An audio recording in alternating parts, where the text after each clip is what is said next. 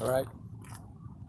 I'd like to start out by saying Barakatah Yahweh, Ba'ashem Yahushai, Ba'ashem Rachah Kodash. Welcome to another live lesson. The name of this one is All Roads Are Leading to Financial Ruin. And when you watch these different alternative media sites and videos that they're putting out, everything is mostly leading to financial ruin. You know, you watch the Atlantis report, Dabu 7, you know, the Silver report, I believe it's called, and many other different videos and sites out there. Everything is leading towards a financial ruin. And this is scriptural because what the bankers are doing is they're systematically putting a stranglehold on the economy of the world because they know that that's the one way that they can control everything. It was Maya Amschel Bauer or Maya Amschel Rothschild. They made the statement, "Give me control of a nation's money, and I care not who makes the laws." Because pretty much whoever controls the money controls the laws. You know, and that's been a heavy thing that these international bankers were have been getting into, is the total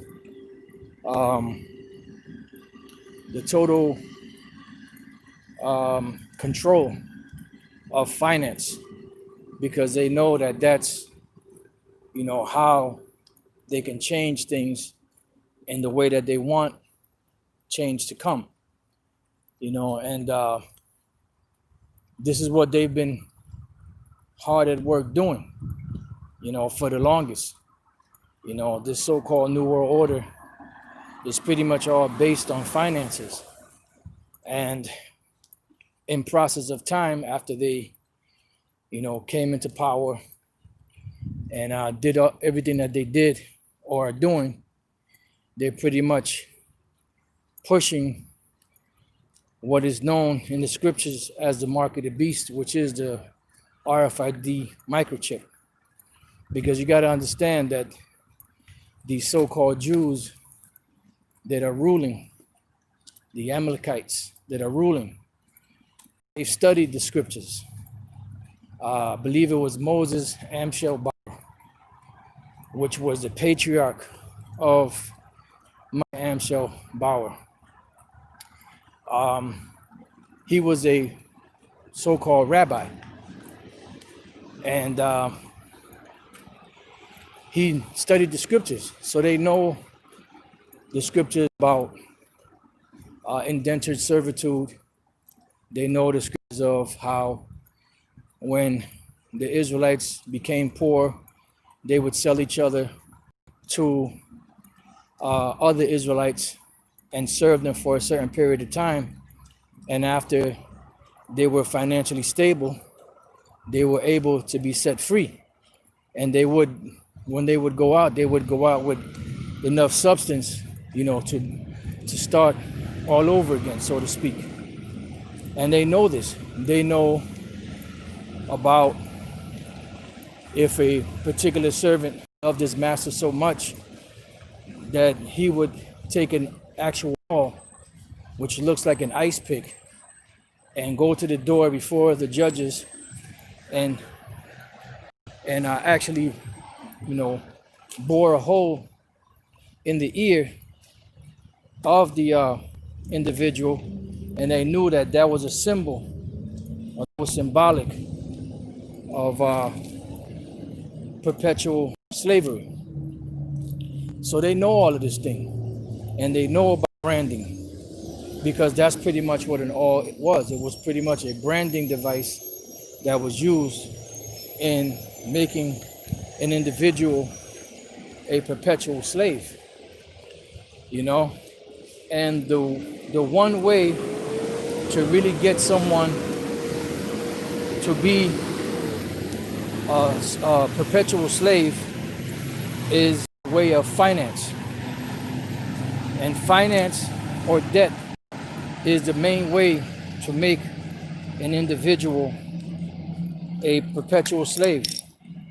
Because when you don't have any finance to pay, what happens? You become the commodity. You know, when your money runs out, when your cattle run out, when your vegetation runs out, when your land runs out, what's left? You as that slave. And how does that happen? Well, it happens through poverty. It happens through debt. And they are banking that because they know that that is a surefire way of making the world submit to them as perpetual slaves. This is the book of Proverbs 22:7. It says, the rich ruleth over the poor, and the borrower is servant to the lender. So if the borrower is servant to the lender, what does that mean? That means that that person that's borrowing, the reason why they're borrowing is because they have need. They've hit a low point economically, so they have to borrow from someone that has more substance than they have. They have to borrow from someone that is well-to-do, so to speak, so that they can, be able to sustain themselves. And this is why the scriptures say, because when you have a lender, the way that a lender makes money is by adding interest, to the money that they lend out. And that's why the scriptures say, when you have an Israelite that is lending money to another Israelite, you weren't supposed to do it upon usury, which is interest. Why? Because the reason why the Israelite came to you in the first place is because he's poor and he can't afford it, and he needs his money borrowed from you to get him back on his feet. And in process of time, if you were to add interest to that loan, he won't be able to pay it.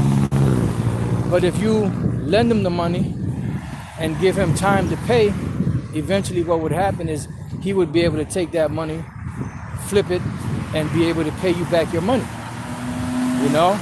And that's why you had the year of release, which was every 7 years, and you had some Israelites that didn't want to lend money when there was 5-6 years in, because they knew that the very next year they would have to forgive that debt, and they didn't want to do that. So that's what the scriptures say, don't lend upon usury.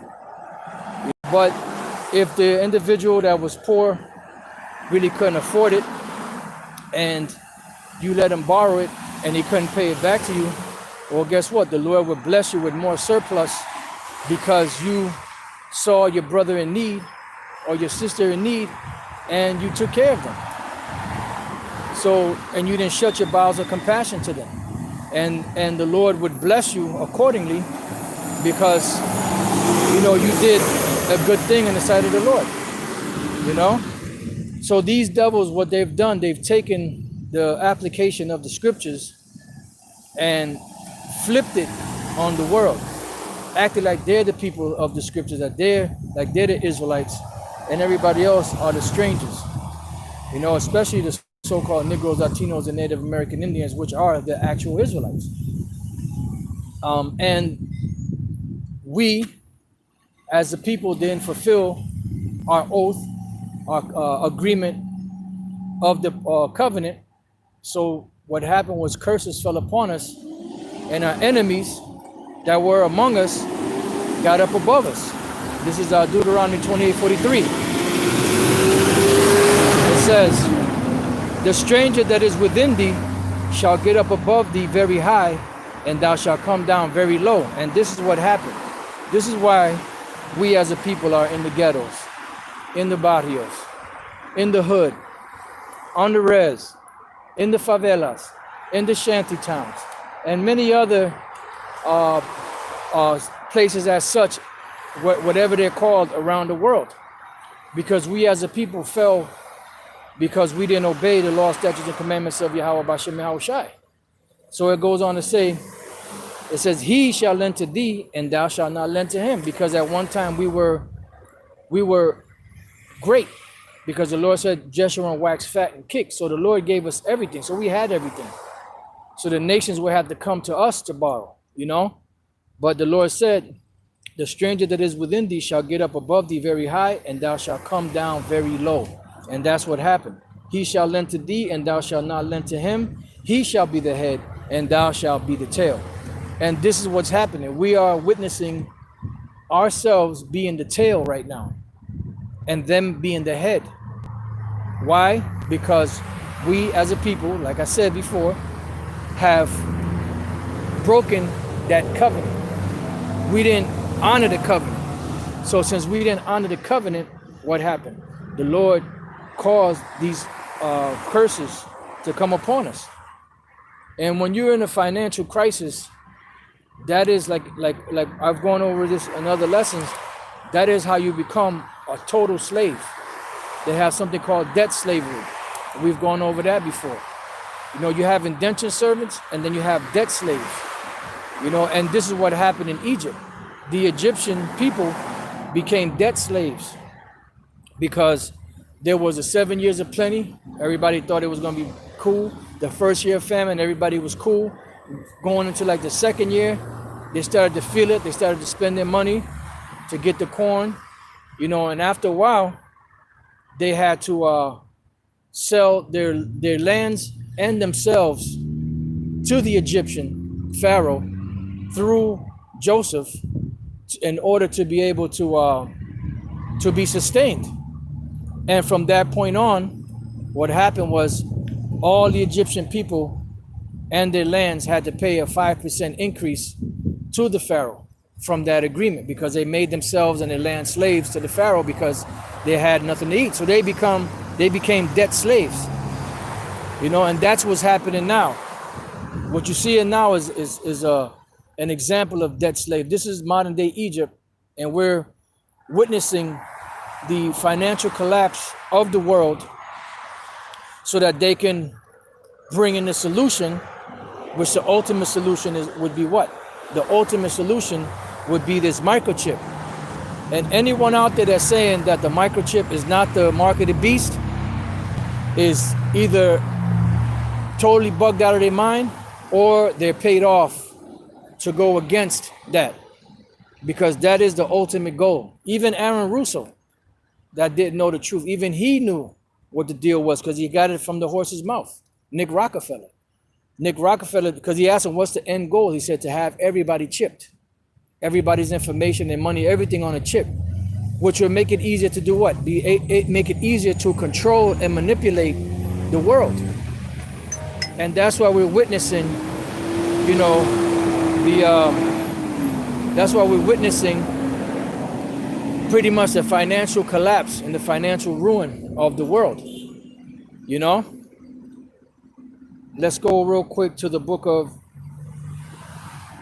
I believe is that Nahum?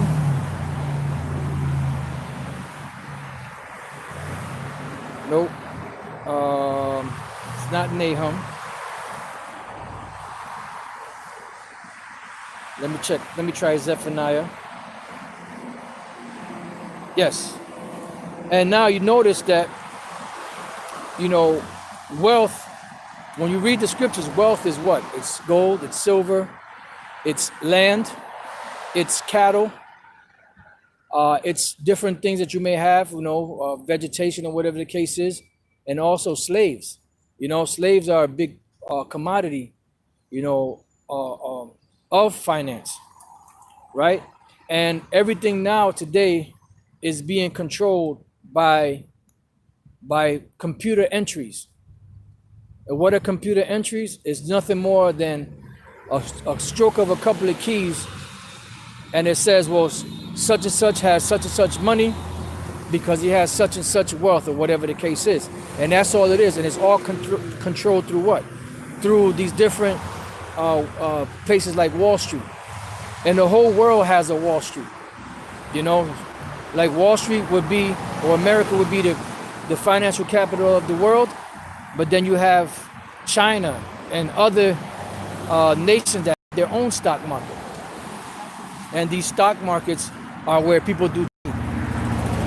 Now, for the most part, most people do not have anything tangible when they're actually trading when they're actually trading in the open stock market.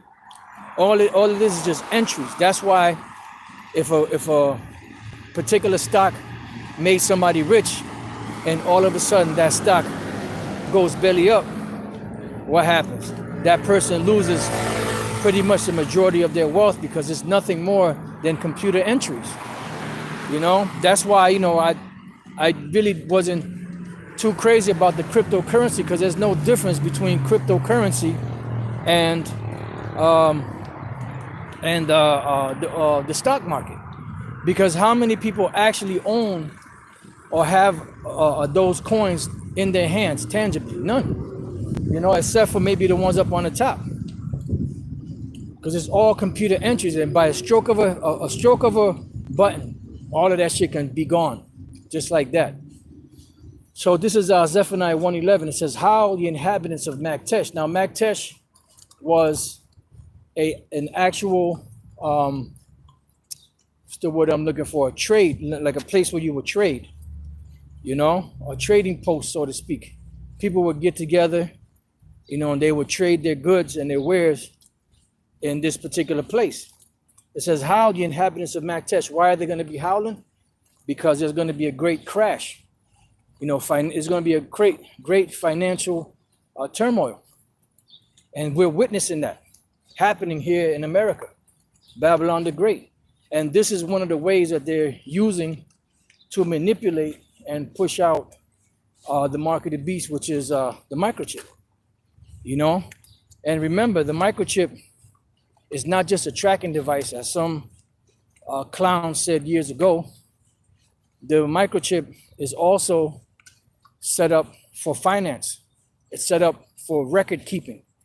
You know, and when you go to the actual scriptures and you break down the Greek words in there for mark and the different root words, you see that it's dealing with the microchip. It's dealing with the device that is used to insert the microchip, and it's also dealing with the information that's stored on these microchips. And all of these microchips would be all linked to a bigger database, a bigger computer database, which will actually you know, give more information on a particular individual if they need it, you know? So if they have a so-called crash, what would happen? The majority of people are not dealing with cash. Majority of people today are not dealing with gold or silver. Majority of people today are dealing with credit cards, debit cards, you know. And if they say, for instance, you know, you can't get any money out of the ATM, or you only allowed $100 out of the ATM because of this financial crisis or whatever the case is, what's going to happen? People are going to lose all of the so-called wealth that they have, you see? And this is why it's very dangerous to centralize everything, which these international bankers have done. They've centralized everything. Because at the end of the day, they want total control, you know? It says, "How the inhabitants of Maktesh, for all the merchant people are cut down, all they that bear silver are cut off," you know? And this is what that was about. You know, you had something called the Agora. What is the Agora? The Agora was the Agora was a marketplace where people would go and sell their wares. They would have open public debates, so on and so forth, you know? And there was a lot of business conducted there in the Agora, you know, or the marketplace. And that's what they have now. You know, even though you have different stores like Walmarts and your ShopRites and your Stop and Shops and your, you know, just different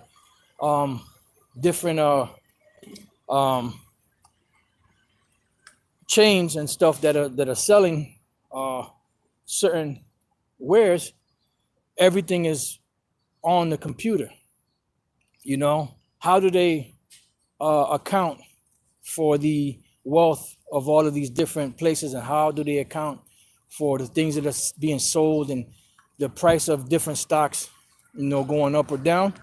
It's all through a computer entry through Wall Street, you know. And like I said, other nations have their own stock market, you know, and they have the main currency of that particular nation, you know, being, you know, weighed according to the rest of the other currencies of the world, you know. So these devils have the world by the balls, basically, you know. They have things right where they want it. Everything is centralized, and all they have to do is give certain decrees, you know, or certain laws, or just in general, just tell the people, look, this is what's going to go down. This is what's happening. Paper money is no longer good. Everybody, if you want to buy or sell, you got to get this microchip. That's what they're pushing. So I don't understand how these guys that call themselves leaders that are into the scriptures could say that the mark of the beast is not the microchip, unless they're just that far gone, or unless they sold out and have a bigger purpose to fulfill because they took that bag. Because everything is pretty much leading in that direction. Everything is leading in that direction, you know. Everything is leading in the direction of the microchip being the thing or the wave of the future, where everyone will have to have that in order to buy or sell, in order to purchase anything, you know, in order to be able to tell someone if you got so-called vaccinated, you know, your criminal records would be on there, your financial records, your records as a whole would be all in there. So why are these guys fighting so hard against that? Well, either, like I say, either two things: either they totally bugged out, or they sold out and they can't bring that information out because they're under gag orders. Even though they'll say, no, the 501c3 is not a gag order, blah, blah, blah. We could say this, we could say that. No, you can't. And it's going to be known, because they're not telling Jake out here not to take, you know, that mark. They're making it seem as if it's okay to take it because that's not the mark of the beast. You know, even General Yohana said that, you know, and a lot of blood is going to be on these men's hands if these people that are following them take that mark of the beast, because whoever takes that mark of the beast, which is the microchip, is going to die in this destruction.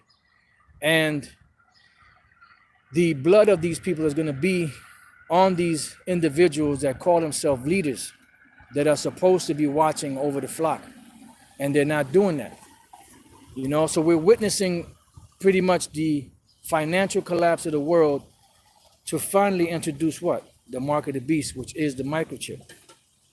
Now let's go from there to the book of Ecclesiastes, the 12th chapter, and I'll start at 1. Remember now thy creator in the days of thy youth, while the evil days come not. And that's what's coming. These evil days are coming.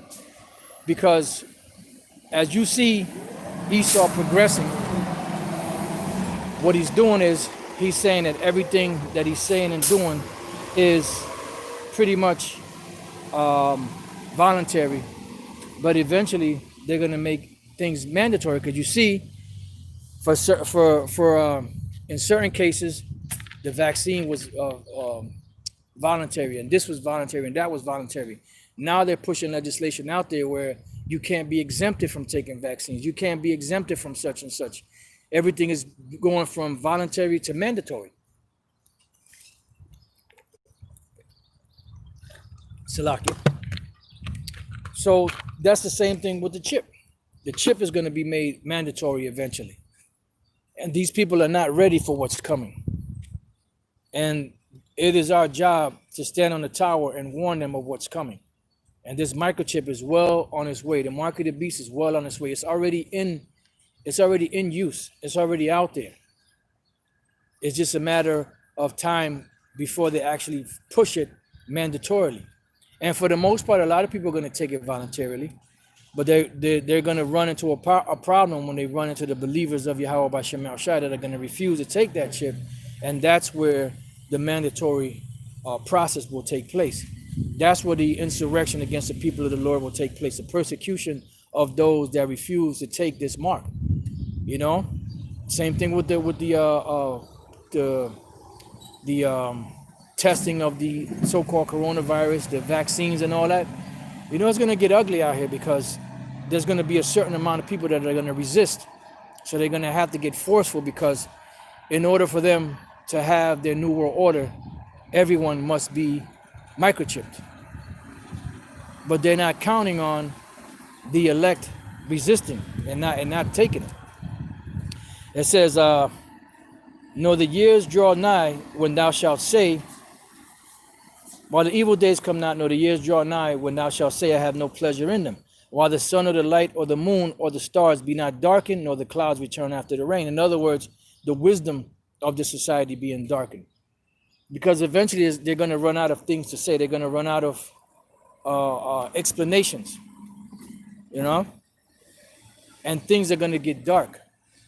The people that are out here that when you try to explain the truth to them, they have all these excuses and reasonings of why this shouldn't this ain't that, it ain't that because of this and that, the other. They're going to run out of all those reasons, because they're going to see beyond a shadow of a doubt that what we're saying is the truth. And for a lot of them, it's going to be too late, because when they had the opportunity to seek the Lord, they didn't. They mocked and they ridiculed. So now it's going to be time for the Most High to mock and ridicule these people. Verse 3, "In the day when the keepers of the house shall tremble, and the strong men shall bow themselves, and the grinders cease because they are few." And we're witnessing the grinding ceasing. The grinders are these jobs. So the grinders cease because they are few. So we're noticing that all the major corporations, the big businesses, the super mega businesses are operating. They operated throughout the so-called pandemic. They operated throughout the lockdown while everybody else was forced to shut down, that sold some of the same things that they sell. But they were called non-essential, and these places were called essential. Why? Because the major corporations of the society are run by the international bankers, the Fortune 500 families, beginning with the Rothschilds, Rockefeller, so on and so forth. And that's where they were allowed to continue. And the mom and pop businesses have been hit with such financial ruin that they were forced to close down their doors. And now, as they're slowly but surely shutting it down again, the rest of these businesses are going to be gone, especially the restaurant business. The restaurant business cannot survive another wave of this. They're barely surviving right now. And if this thing comes again, it's going to be far worse than it was this time. So, you know, it's my belief that they're shutting down these restaurants so that people can't have easy access to food, because that's going to be one of the great motivators is starvation, you know, famine. So it says, in the day when the keepers of the house shall tremble. Who are the keepers of the house? The keepers of the house are the ones that are keeping everything financially going. You know, you have your GDPs and your different financial reports, you know, that are reporting on such and such and on the economy and this, that, the other. They're going to be trembling because they're not going to know what the hell's going on. It says, "And the strong men shall bow themselves, and the grinders cease because they are few, and those that look out of the windows be darkened." The ones that look out of the windows are the ones that are in the position to in the stock market, you know, to look at futures trades and all that. They have something called future trade or something like that, and they're going to see that everything is looking bleak, because financially everything is collapsing around them. So they're going to be darkened. It says, and the doors shall be shut in the streets. What are these doors talking about? It's talking about these different businesses. And we're seeing that happening right now. But the closing of all these different businesses, and they keep reporting massive amounts of businesses closing. Even big chains, some of their stores are closing down. Because one thing, I believe it was, if I'm not mistaken, I believe it was John Todd. It could have been someone else, but I believe it was John Todd that said that in this New World Order, these international bankers want to bankrupt everything, even their own businesses, you know, and yet still be financially able to withstand everything that's crumbling around them, so that they can bring in the so-called New World Order. It says, and the door shall be shut in the streets when the sound of the grinding is low. And he shall rise up at the voice of the bird, and all the daughters of music shall be brought low. And we're seeing, even right now as we speak, you know, the music industry and the movie industry, you know, and these different entertainers, you know, sports, you know, entertainers or whatever the case is, they're suffering financially because they're not able to perform their craft that they normally do to make that money. You can't have these large concerts anymore. You can't have these sporting events right now. You can't go to the movies and sit down and watch a movie. So everything is financially collapsing around everyone. And this was foretold, you know, thousands of years ago. And what is the reason for it? To bring in the so-called New World Order. And the head of the New World Order, with these international bankers, the head or the most important part of that is to chip the whole world. That is the main important part of it, to make perpetual slaves of the entire world. So you won't be able to move or operate without it. But the men of the Lord of Yahweh B'Shem Yahushai, the men and women of the elect, the Lord is going to make a way for them. Lord's will we be those elect. It's going to make a way for them to be able to maneuver through all of this turmoil and chaos without even sweating. Because if the scriptures say, my servant shall eat, my servant shall drink, my servant shall sing, my servant shall joy, it's not going to be, you know, it's not going to be a hard thing to get through, because the Lord is seeing the hardships that we're enduring now. So when that time comes, you know, the Lord is going to guide and protect his men, you know, his elect through all of this storm. Now, some will get caught up into it because that is the way that the Lord wants them to glorify him. But for the most part, the elect are going to be safe. Elect are going to be taken care of, you know. And that is one of the main reasons why it is important to fear and to revere and to do the things of Yahweh B'Shem Yahushai. So when the time comes for us to need him, he can remember, you know, our dedication, our devotion, you know, to him by going and doing the things that he told us to do to the best of our ability. That is a great recompense of reward right there. You know, so the elect of the Lord are going to be straight. They're not gonna have anything to worry about. You know, the time of Jacob's trouble is coming, but the Lord even said that Jacob shall be delivered out of it, because Yahushua is coming. He's coming in the chariots to come and deliver us when all this turmoil takes place all throughout the world. Remember, this is going to be a worldwide event. It's not just going to be something that's going to happen in one city or one town or one continent or one country. It's going to be worldwide. And no one is going to be able to be protected unless there's some form of divine intervention from Yahweh B'Shem Yahushai. This is Revelation 3:10. Because thou hast kept the word of my patience, I also will keep thee from the hour of temptation, which shall come upon all the world to try them that dwell upon the earth. So when we read this, it says, because thou hast kept the word of my patience. What is the word of the Lord's patience? This truth. because this truth comes with what? With suffering. Because when you speak the truth, the majority of the people of the world reject it and look at you funny, ridicule, mock you, say that you belong in an insane asylum, right? It says, but we kept that. We became fools for Yahweh Shai's sake. We presented our bodies a living sacrifice and are still doing it. And Barakatah Yahweh B'Shem Yahweh Shai, we pray that the Lord continue to increase our zeal for this truth. It says, I also will keep thee from the hour of temptation, because the hour of temptation is coming. That's going to be the final step or the final stage before the kingdom is established.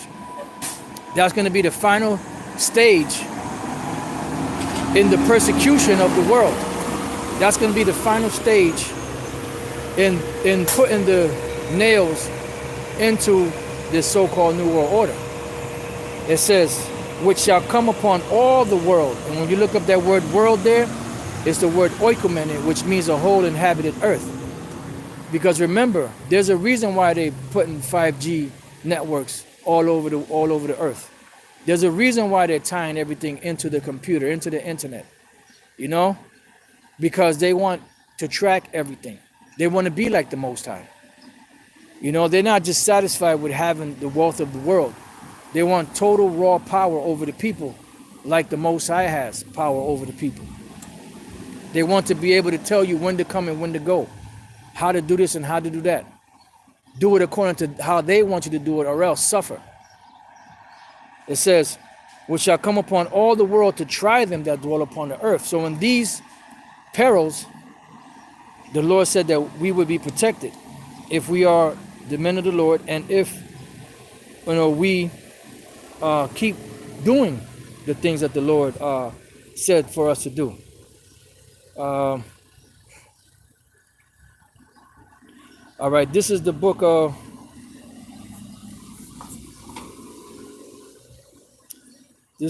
Second Ezra, chapter 9 and verse 7. It says, and everyone that shall be saved and shall be able to escape by his works and by faith whereby you have believed shall be preserved from the said perils, because perilous times are coming.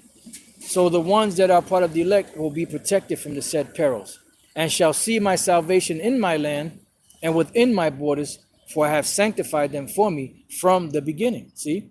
So the elect are straight, because the elect are programmed to do the right thing, regardless.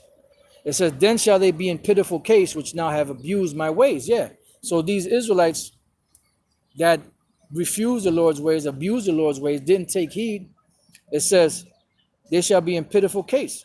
And they that have cast them away despitefully shall dwell in torments. Yeah, because these devils are coming, and they're coming hard, they're coming rough.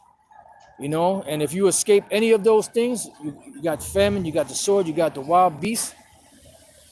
Something going to get you somewhere. And if you escape all of that, then you got the missiles to look forward to, or the lasers from the chariots to look forward to. For such as in their life have received benefits and have not known me, and they that have loathed my law while they had yet liberty, and when as yet place of repentance was open unto them, understood not, but despised it. And that's why the scripture say, he that despises the word shall be destroyed. The same must know it after death by pain. Why? Because every time you come back in the reincarnation, you're going to go through something. You're going to suffer something. And we're now at the very end of this thing. So we're at the very end. So these pains and these tribulations and these perils that are coming, those of you that have despised the words of the Lord over the years, you're going to be in a bad case. You're going to be in a pitiful case. You're going to suffer these afflictions that are coming. You're going to suffer these plagues that are coming. So you keep on laughing, keep whooping it up, keep living it up. Eventually the Lord's going to get you. And therefore be not thou curious how the ungodly shall be punished and when, but inquire how the righteous shall be saved, whose the world is, and from whom the world, or for whom the world is created. And that's what we're inquiring. Like, when is the Lord coming to save us? What is the thing that the spirits up in heavens are claiming? When is the Lord gonna avenge their blood on these people that have done that, which is going to bring in what? Salvation. And the salvation of the righteous is the destruction of the wicked. So we should be more concerned with the deliverance of the righteous than with the destruction of the wicked, because it's already etched in stone for them. You know? And that's what the times that we're living in. The times that we're living in is the Esau trying to usher in the so-called New World Order to push his microchip. And this is why you see this worldwide crisis going on, because they're pushing their agenda at a fast pace, because they know that they have but a short time. But in the midst of all of this, the elect of Yahweh B'Shem Al-Shai are going to be straight. They're going to be protected. They're going to be all right. You know, they're not going to have to worry, you know, because Yahweh B'Shem Al-Shai is going to be there to hedge up the way of those whom the Lord, who serve the Lord Yahweh B'Shem Al-Shai, and keep his commandments to the best of their ability, you know. So with that, you know, I pray that your brothers have been edified. Until the next time I say, Shalom.